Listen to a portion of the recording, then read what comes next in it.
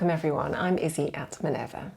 We're continuing our trouser fitting series today and we're looking at what to do if you have a gaping back. So this is where the back of the waistband is just too big. The front is going to be sitting on you really nicely, but the back is just a bit too big, sort of from just above the hips to the waist, and you've just got like loads of volume in that area. So as you can see in the image next to me here, this is what I'm talking about. So if this is the fit alteration that you need to do and you've just got too much volume at the back by the waistband, pinch out the amount that you need to remove in order for it to sit nice and flat on you.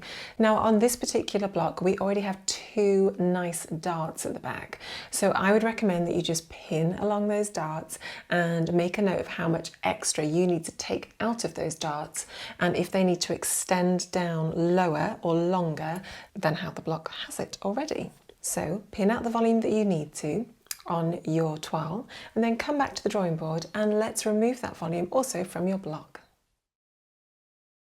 So as you'll see on the screen in front of you, this is my trouser block. It's already been adjusted for me to fit me nicely. However, yours is going to look different to mine, and that's absolutely fine. What we're going to be focusing on is the back trouser block, and we're just really going to be focusing on this section up here today. Okay, to start off with, let's find the center of both of those two darts. Now you should be using a nice sharp pen. I am using a Sharpie pen just so that you can see it really clearly on the screen above. If you're at home, you can use a nice coloured pen so that you can see that this is an alteration that you've made on your block. It's not one of the original pattern drafting lines. Okay, so what I'm going to assume for both of these two darts is that they need to be dropped down 3 centimetres for each of them. So to start off with, let's mark a point that is 3 centimetres below the dart on each of these two lines. Now you may or may not need to do this. For you, I'm just going to show you how to do it. If you don't need to do it, that's absolutely fine. I'm also going to assume that both of these darts need to be increased by 1 centimetre in total.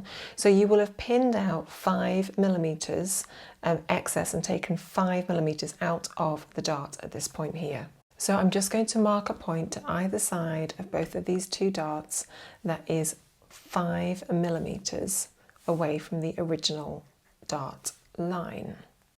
Now you may have pinned out more volume on one than the other, and that's absolutely fine. Just make sure that the distance from the centre is still equal for both darts.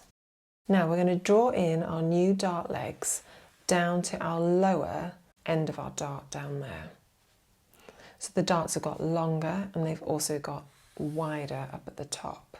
And this just really helps the fit from sort of the just above the hips all the way up to the waist. And basically that's it. Your trouser block is now going to have wider darts, but everything else just remains the same. So you can just trace around the rest of the block and leave the rest as it is. Now you may need to do this alteration with a pair of trousers that have a back yoke, say for example a pair of jeans. And if that's the case, you actually need to add a dart into the yoke, but this block obviously has its own lovely little darts at the back, so it's really easy to make that transformation, which is one of the reasons why we love this particular block, because it has lots of opportunities for easily just changing and altering how the shape fits you.